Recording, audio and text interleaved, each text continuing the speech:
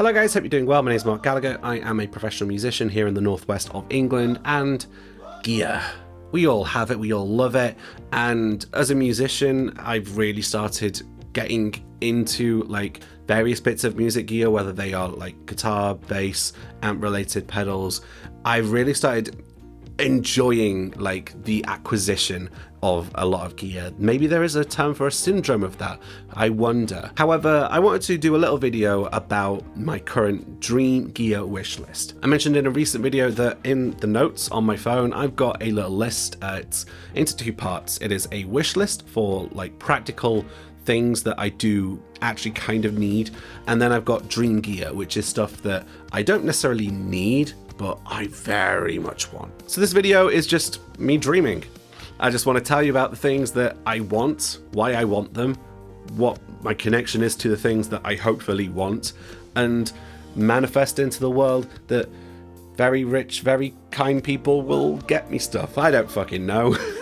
Firstly, the actual wish list that's more practical is earplugs. I'm a musician full-time, I gig, and I've started doing some more stuff in bands, and I do wear hearing protection. However, the custom earplugs I got made from about 2018. No, actually it was earlier than that. It was about 2016. They don't quite fit the same way as they used to because I've put on a bit of size, and also my head's changed because it's been nearly 9 years. I recently got a set of earplugs from the Musicians Hearing Services at a good discounted rate. Unfortunately, I misplaced them and lost them at either a gig or a rehearsal room, and I've just not been able to get hold of them, and it costs like 150 quid, I think, to replace them, which is, you know, challenging. So that's the more practical one. But now onwards we go into Dreamland.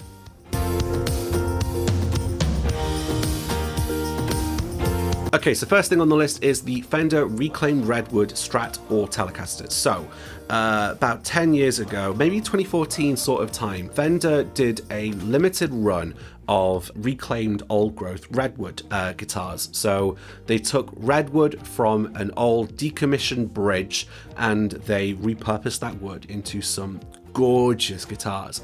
Absolutely love them. So they're either available in the Telecasters as part of the Telebration 60th anniversary series, which they did in a few different like beautiful woods, or you have the Fender reclaimed old growth Stratocasters, which have the HSS, so the humbucker in the bridge, and they're just stunning. I've never seen one out in the wild and I've always wanted one, and I recently had the opportunity to, but could never get hold of.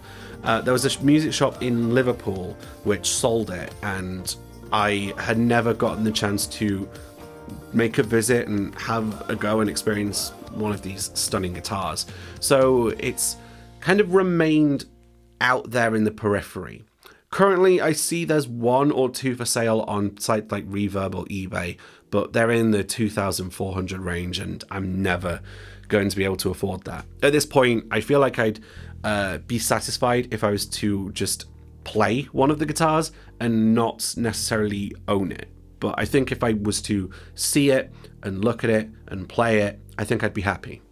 But obviously it'd be really nice to own it as well. They're so pretty. Next on the list is a Fender USA Telecaster with a rosewood fingerboard and some sort of weird finish. In my gear profile video about my Mexican Telecaster, which I love and have upgraded the crap out of, I love that and I never want to get rid of that Telecaster. However, I do still have the niggle that says, oh, you need an American Telecaster. And I decided that I would like one, but I would like one that's kind of acting as like an opposite, like the yin to the Mexican Telecaster's yang.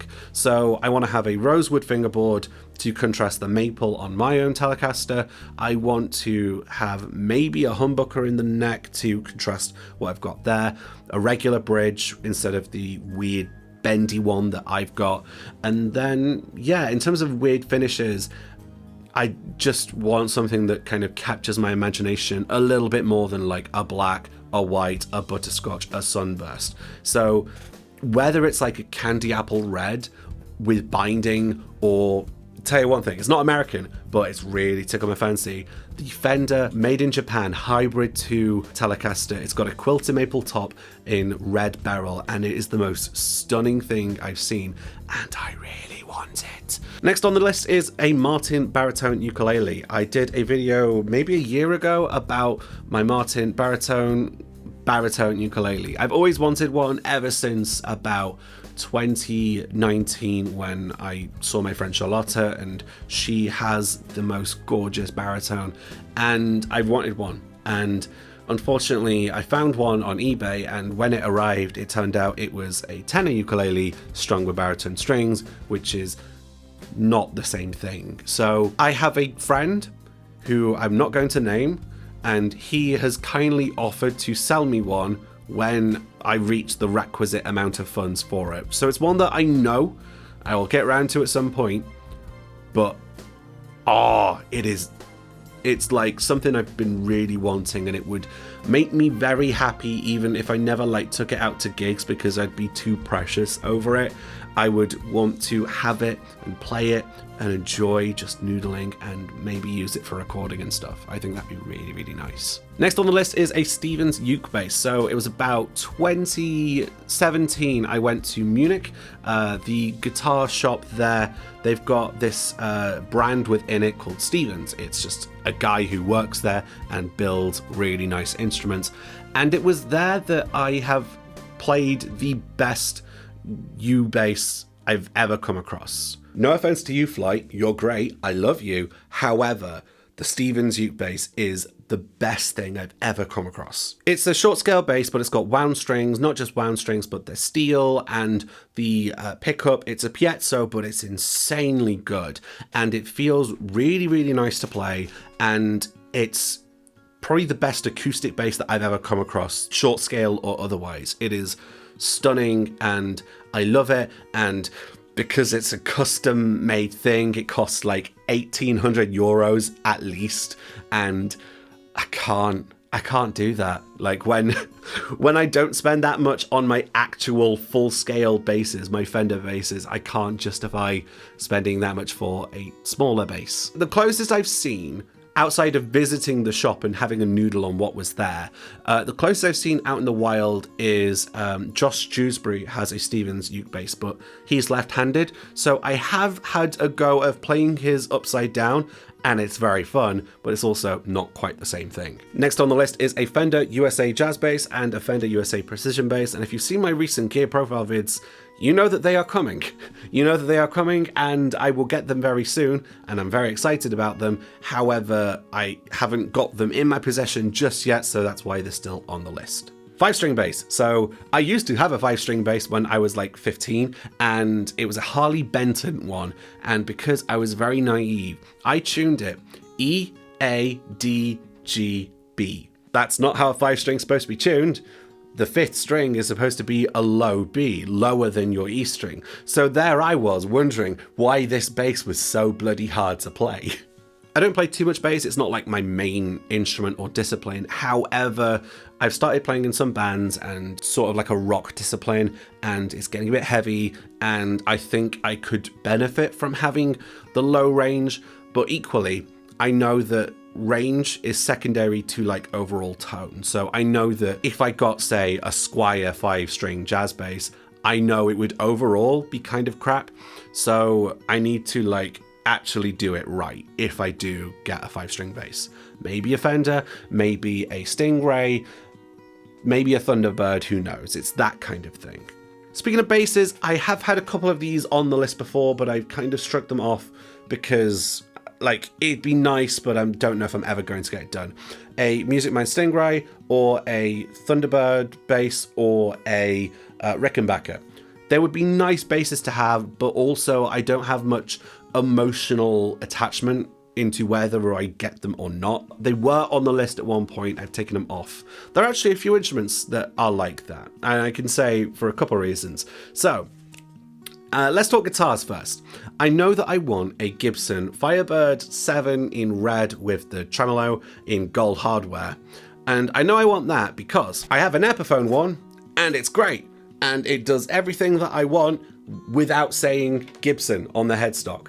and that's the only difference, and that's it. However, I know that if I was to actually get something like that, we're talking multiple thousands of pounds, and no. I would love a Gibson ES335. However, I have an Epiphone Sheraton 2 with gold hardware and split coil pickups and all the trimmings and the trapezoid inlays, so this does everything that I want without saying Gibson on the headstock. You're starting to see a pattern here. Those are examples of like things that if I had fuck you money, if I won the lottery, I don't even play the lottery, but if I won the lottery, then I would buy a house, I would pay off my student debt, I would do a bunch of things, and then if I had money left over, I would be, you know, grabbing those kinds of dream gear, but I don't, and I'm not going to. So I can't in good conscience try and like manifest those because I think they're a bit too high up, and also I'm really happy with the Epiphones that I've got. They absolutely do the trick. There's a ukulele as well that fits this kind of criteria. It's by Singer,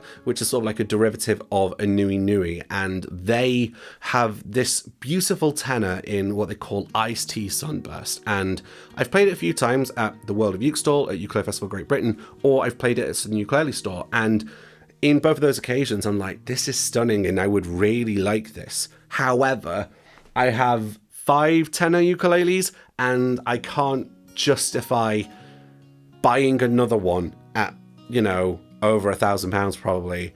I can't justify that when my other tenors do everything I need. You know, so it's a one I'd love to have, but I can't. So that was on the list. It's off now because I don't know, but I do know that whenever I next go to a music shop and I do play it again, it's going to go back on that list, and I'm going to keep having this argument with myself. Next that's actually on the list though is the Anuenue UT200. It's a Moonbird, the Moon Spruce. Yes, they've got the Bird Series Ukes with cedar or with koa and other things. I think I want the Moon Spruce one, preferably as a tenor because I mostly play tenor. However, I've played a soprano before and that's gorgeous, even though I'm not much of a soprano guy.